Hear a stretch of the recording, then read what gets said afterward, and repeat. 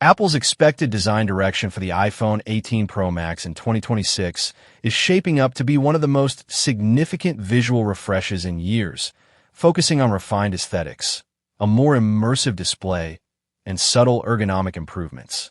Leaks and industry chatter suggest Apple may adopt a smaller or under-display Face ID system, reducing or even eliminating the traditional notch or dynamic island to give a screen more uninterrupted real estate.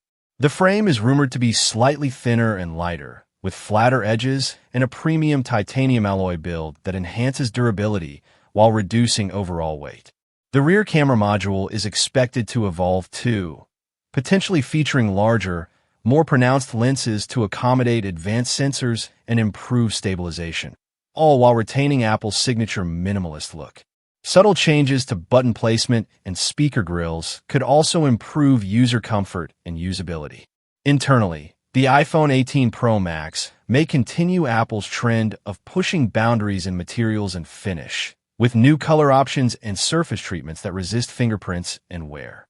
Together, these expected design changes point toward an iPhone that feels more modern, more immersive, and more refined, merging cutting-edge technology with Apple's carefully honed design philosophy.